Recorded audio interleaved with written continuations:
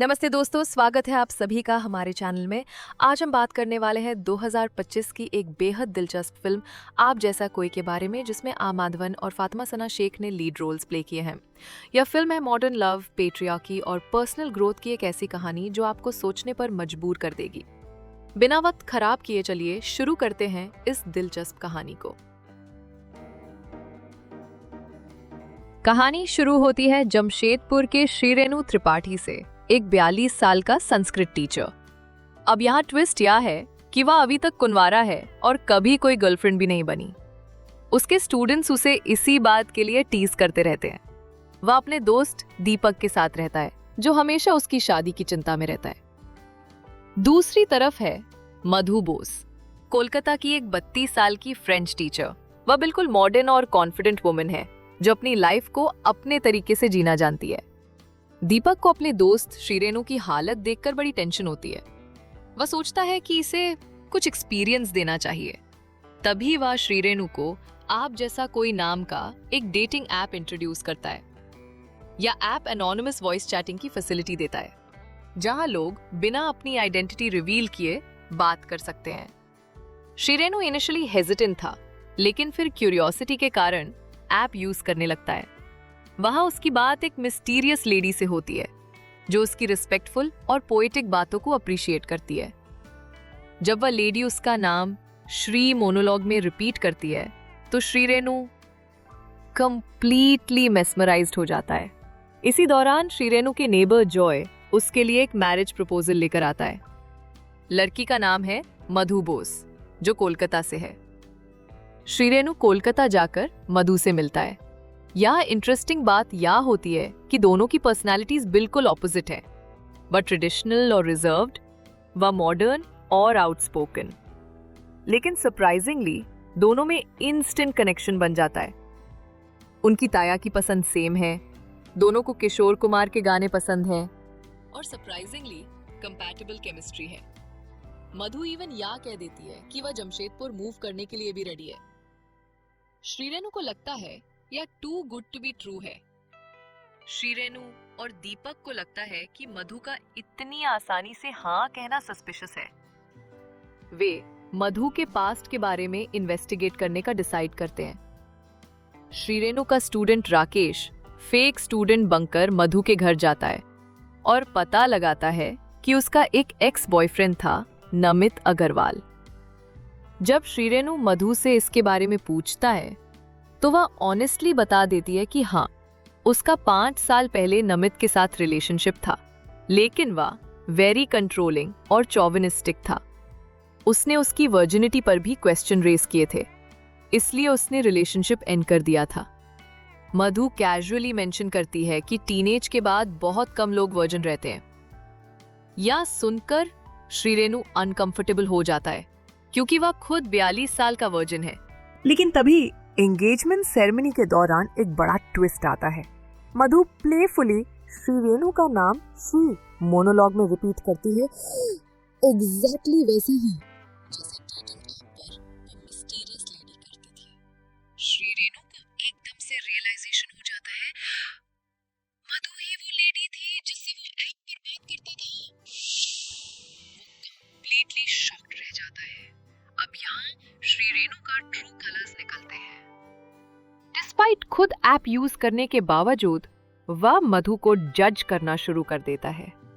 उसका repressed misogyny surface पर आ जाता है। वह मधु को कहता है कि ऐसी ऐप पर होना उसके कैरेक्टर के खिलाफ है। जब मधु पॉइंट आउट करती है कि तुम भी तो वहीं थे, तो वो कहता है, हाँ, केमैन की बात अलग है। Seriously hypocritical behaviour. Shri Renu impulsively wedding cancel कर देता है। मधु को पब्लिकली ह्यूमिलिएट करता है। मधु कंप्लीटली हार्टब्रोकन हो जाती है, क्योंकि उसे लगा था कि श्री रेणु अदर मेन से डिफरेंट है। वेडिंग कैंसिल होने की वजह से दोनों फैमिलीज में लड़ाई हो जाती है। अब हम देखते हैं कि कुछ टाइम गुजरने के बाद वो श्री और मधु पूरी तरह मूव ऑन नहीं हो सकते। श्री रेणु की नीस निशा उसे कन्फ्रंट करती है और उसकी हिपोक्रेसी पॉइंट आउट करती है। वह कहती है कि मधु जेन्युइनली उससे प्यार करती थी, लेकिन उसने उसे हर्ट किया है। श्री डिसाइड करता है कि वो कोलकाता जाकर मधु को माना लेगा, लेकिन जैसे ही वो उसे मिलने जाता है तो नमित, जो कि मधु का एक्स बॉयफ्रेंड है, को मधु से बातें करता पता है, जिससे वो काफी हर्ट होता है।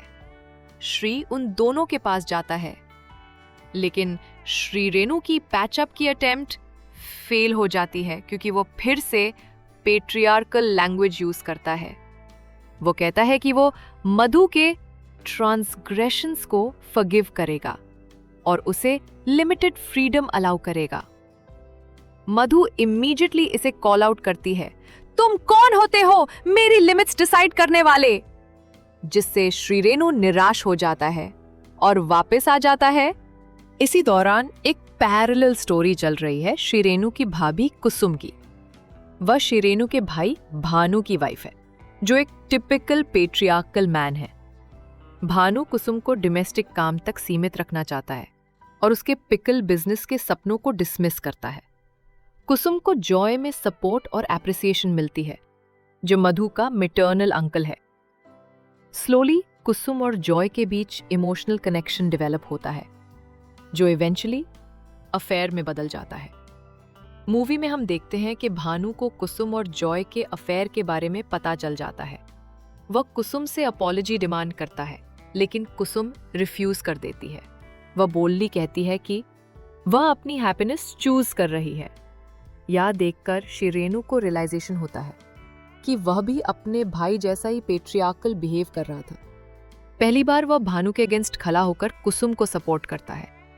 श्री रेणु को समझ आ जाता है कि उसकी बुनियादी पेट्रियार्कल है।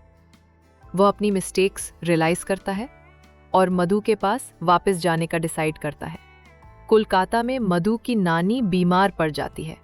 श्री रेणु थॉटफुली उनके लिए अर्ली सरस्वती पूजा ऑर्गेनाइज करता है, जो मधु के दिल को टच करता है। फाइनली हुगली रिवर के किनारे बारिश में श्री रेणु का रियल अपॉलजी आता है। वह एडमिट करता है कि मधु सही थी उसे शॉविनिस्ट कहने में, कि वह 42 साल का वर्जिन है और इसकी वजह से इनसिक्योर है, कि उसकी कंजर्वेटिव अपब्रिंगिंग ने उसे रूड बनाया, कि वह मधु को इक्वल पार्टनर के रूप में ट्रीट करेगा, कि चेंज करने में टाइम लगेगा लेकिन वह एफर्ट करेगा। मधु उसकी सिंसेरिटी देखकर ओवरवेल्म्ड हो जाती है और उसे फॉरगिव कर देती है। मधु अपनी हेयर क्लिप श्री रेणु की शर्ट पर लगाती है, जो उनके रिन्यूड एंगेजमेंट का सिंबल है। या ट्रेडिशनल रिंग की जगह एक मोर पर्सनल और फ्लेक्सिबल जेस्चर है। कुसुम भी भानु को छोड़कर जॉय के साथ अपनी हैप्पीनेस चूज करती है और श्री रेणु उसे सपोर्ट करता है।